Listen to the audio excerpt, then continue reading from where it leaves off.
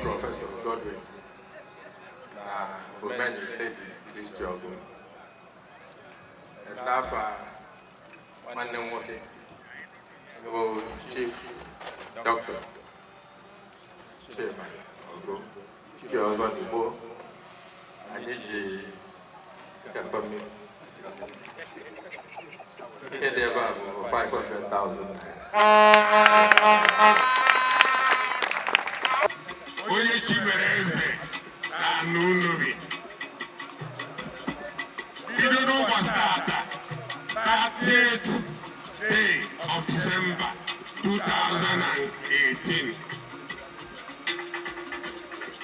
Anyị na-enye gị certificate a gosiri n'iwe member Nunubi Traditional Royal Council of Chiefs.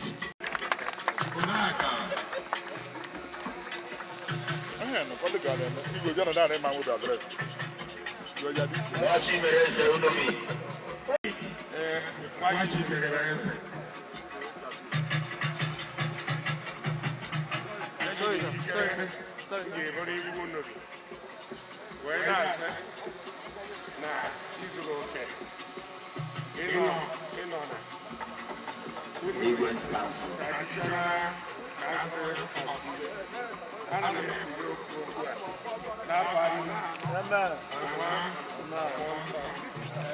na-asị na Chineke ga-enyekwa anyị chọrọ aja mmadụ chọrọ aja mmụọ mee ka ezinụlọ kwụrụ akwụrụ ọtọ ka ọ ga-eme na ọdachi ga-adịrị ya etu a ka ọ ga-adị ụtụtụ n'ehihie na abalị wee ruo mgbe ebighị ebi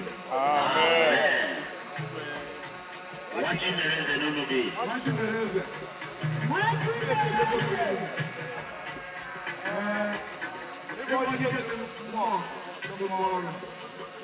n'abalị ka akọkwa mkpụrụ ndị ụmụ agbọghọ mere ndị paje biko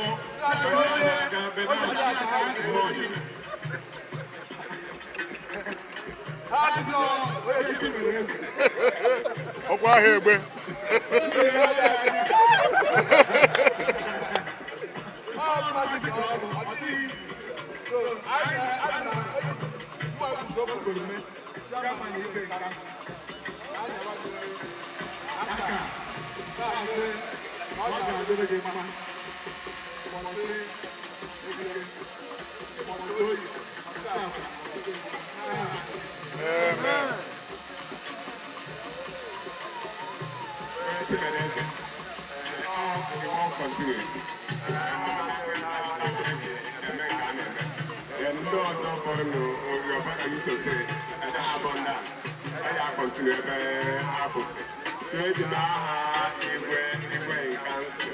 n'obodo a na-enye gị symbol of authority ejisi ike mere ka isi eme maka onye asịrị ka o si eme na o nwere ihe chika eme anaghị esi eme nwere ihe ọzọ ya eme na-abụghị ebe anya bụ eze so na nke a iji kwudosi ike mana na ndị isi eme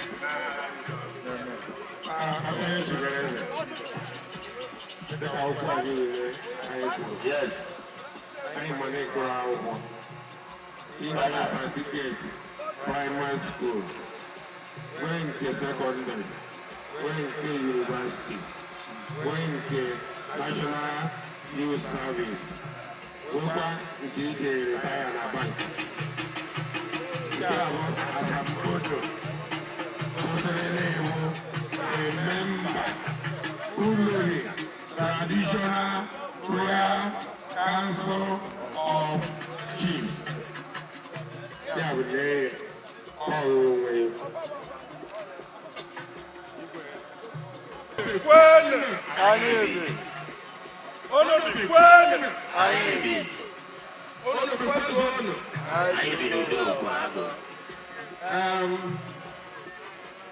Certificate abana m aka. Hey, vote. Igbo haziri ka anyị ekene. O nwere ihe ọ ga-abịa na-eghe. Anyị ejekwa ha ama ihe ị ga-ekwu. Ọ ka ọ dị m taa. Na-ele m anya ebe ndị ejikọrọ mụ na ha ihe a. Wee sị, emena anyị ezi ozi ka akwụtagodo ofu ehi maka igwe na kabinet iji wee kene ụnụ n'ụdị a. Esi. Agaghị akpọtakwa ofu ehi maka ndị igwe nọ ibu oru unu izie ha ka akwụ ihe ofu ehi. Ị ga-atakwa ochie ihe eme ọgọ. Mbụ ọrụ chere anyị n'Unubi ka nkụ and ịbụ memba Unubi Traditional Royal Council of Chiefs ya bụ anya na ọhụụ nsọ ị na-atụ ya arịa nọ certificate ọrụ ka e nyere anyị ya wee na-ekwe igwe nkwa na ike anyị zuru ụmụ ọrụ ahụ anyị arụ. Ọ na-amụ ihe dịrị gị overwhelming n'olu oyibo nwere ike ịkpọga aha ego emekawa mistake kwanyị dịbụ mbụ eme kwanyị nọ ya wee mụ ịtọch na nna ya igwe na-ayọ ndị kọmitii ya ka dịbago otu a ọnụ ga-anụ ozi m.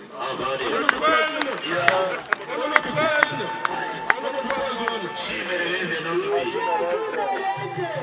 Chimereze n'Unubi. Ọbabole. Chimereze one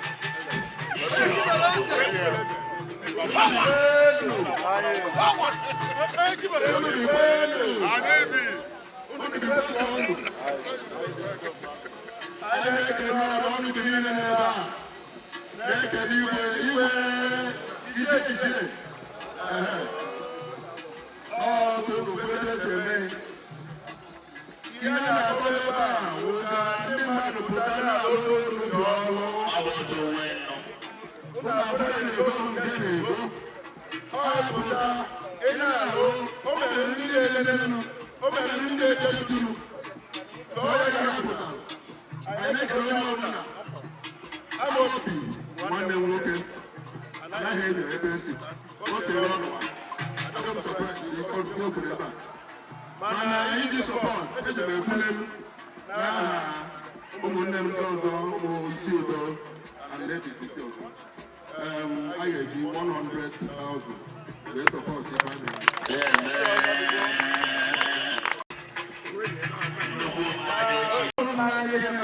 a n'isi ọ ga-ekwesịrị ekwesị na-agba ndị ọzọ ka ha na-eṅomi ihe ọma maka ihe ọma ka a na-eṅomi eṅomi ejiri ha afọ mbụsa Rufus M. Azubike wee dị sum of 50,000 were na support ya.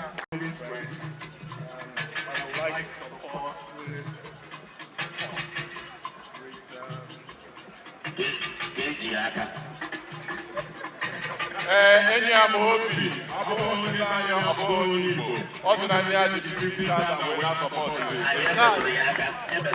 kaachị akwụra ọkwa mmajie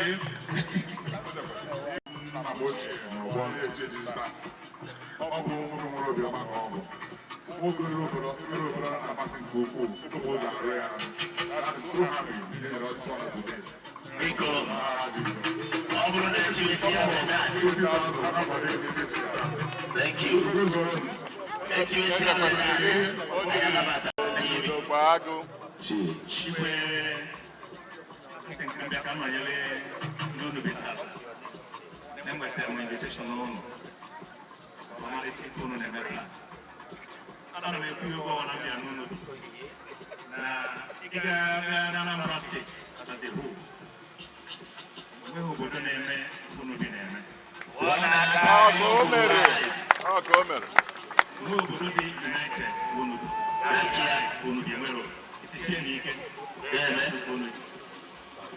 apụ ebe a m na-asị na nkwere ndọbụ abịara m n'afọ onwe m maka kwụsị ọbụrụ na enyi m nwoke ha na-echi ya echichi kwụsị ọkwa ọsọ na ọ chọrọ izi onye ọbụla n'ọrụ oke ikpe ma a na-atụfughị m ekwado ya ọra ikpe ọma ka a na-emume emume mba mmemme ya haiki biko anyị ga-eji sum of 20,000 wee kwado ya igwe akpata m mkpụrụ na awa ọjị ka mgbapụsi obere ọjị na otu nra maka ịma na m anaghị ezu ọnụ o nwere kọmiti na-arụ ọrụ a mgbe m jiri jụwa ese maka gị nwa ihe agaghị eje anya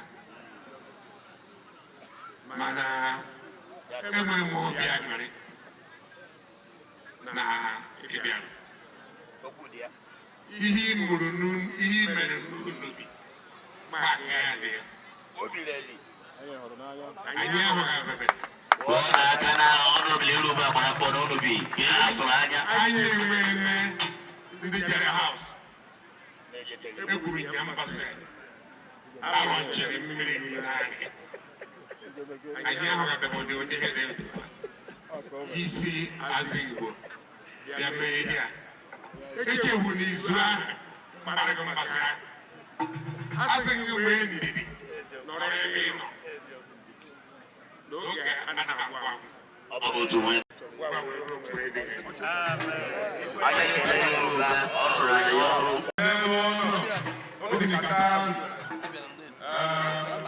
mụnwa bụ Chukwuka dibịa ụzọ ezie eze Chukwuka dibịa n'Igbo anọ n'ebe a ọsọ ndọbụ kapasiti onye chimere eze mụ na ya tokọ anyị na-agakọrọ elementrị ebe a ka anyị dowe mmanụ ọgba ndị otu anyị na-agụkwara elementary school anyị oziri anyị ozi na unubi na erekọgnaiz awesịkabere elu so n'afọ ndị na-agụkwara elementary school ana m asọpọtụ ya na-ebicali oche with the sum of 30,000 naira. In the capacity as a friend and a brother, we will go mana primary and secondary university and our organization will be with the sum of 50,000 naira.